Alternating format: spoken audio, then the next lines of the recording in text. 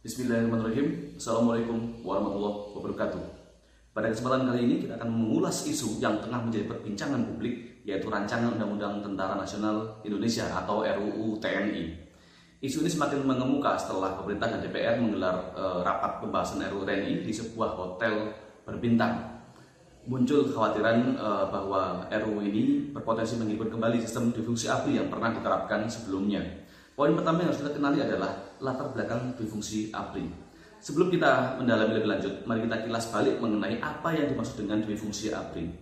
Pada masa Orde Baru, ABRI memiliki dua peran utama sebagai kekuatan hankam, pertahanan keamanan. ABRI juga berfungsi sebagai kekuatan sosial politik. Praktik ini memungkinkan militer terlibat dalam berbagai aspek kehidupan berbangsa dan bernegara, termasuk politik praktis. Namun pasca reformasi tahun 98, difungsi ABRI dihapuskan sebagai upaya untuk memisahkan peran militer dari politik dan memfokuskan TNI pada tugas utamanya sebagai alat pertahanan negara. Poin kedua yang harus kita dudukkan adalah tentang isu dalam RUU TNI. Kembali ke RUU TNI yang sedang kita bahas, muncul kekhawatiran bahwa beberapa pasal dalam RUU ini berpotensi untuk mengembalikan praktik difungsi ABRI. Contohnya, terdapat pasal yang mengatur tentang peran TNI dalam mendukung pemerintah di sektor non-militer, misalnya dalam penanggulangan bencana atau kegiatan pembangunan. Meski terdengar positif, hal ini bisa menjadi celah bagi TNI untuk kembali terlibat dalam urusan sipil, bahkan politik yang seharusnya menjadi domain pemerintah dan lembaga sipil lainnya. Poin ketiga dalam pembahasan kita adalah tentang kekhawatiran dan dampak. Kekhawatiran ini bukan tanpa alasan. Kekhawatiran aktivasi difungsi ABRI bisa mengancam peta politik. Keterlibatan militer dalam politik dikenal akan memiliki potensi menyebabkan ketimpangan kekuasaan dan membatasi ruang bagi keterlibatan masyarakat sipil. Selain itu, difungsi ABRI dianggap bisa mengganggu profesionalitas TNI sebagai institusi pertahanan yang netral dan fokus pada tugas utamanya.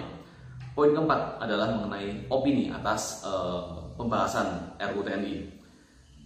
Urgensi mengangkat tema ini adalah untuk supaya kita tahu bahwa penting bagi kita untuk memantau pembahasan RUU TNI ini dengan kritis. Sebagai masyarakat memandang bahwa DPR dan pemerintah harus memastikan bahwa RUU ini tidak menjadi pintu masuk bagi kembalinya difungsi ABRI.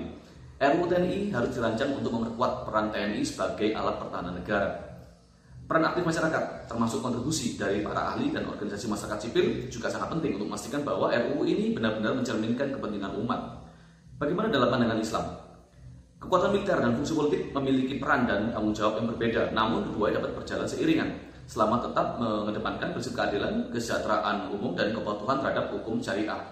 Islam menekankan pentingnya kewajiban pemimpin yang adil dan bertanggung jawab, sebagaimana sabda Nabi Muhammad SAW yang diriwayatkan Bukhari Muslim yang berbunyi, seorang pemimpin adalah pengurus rakyat dan ia akan dimintai pertanggungjawaban atas rakyatnya. Dalam hal ini, militer dan politik perlu bersinergi untuk mewujudkan keadilan dan ketertiban, namun dengan batasan yang tegas guna mencegah kejadian penyalahgunaan wewenang. Islam mendorong pembagian peran yang jelas dalam masyarakat. Militer bertugas menjaga keamanan dan pertahanan negara, sementara politik dan pemerintahan dijalankan pemimpin secara adil. Hal ini sesuai dengan prinsip al-hisbah atau pengawasan dalam Islam, di mana setiap institusi memiliki peran khusus untuk melayani kepentingan masyarakat.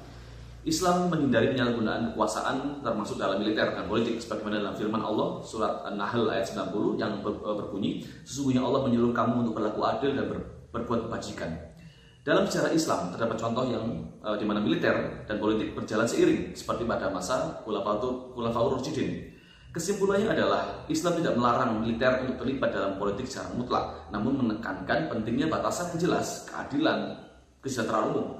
Keterlibatan militer dalam politik harus dilakukan dengan hati-hati, transparan, dan bertanggung jawab. Yang terpenting, semua keputusan harus mengacu pada prinsip syariah dan maslahah umat. Demikianlah ulasan kita hari ini mengenai RUU TNI dan isu kemungkinan dihidupkannya kembali difungsi ABRI. Mari kita tetap kritis dan proaktif dalam mengawal proses pembuatan kebijakan ini agar jangan sampai kebijakan dan peraturan yang dibuat tidak bertentangan dengan prinsip syariah dan maslahah umat. Sampai jumpa di pembahasan berikutnya. Wassalamualaikum warahmatullahi wabarakatuh.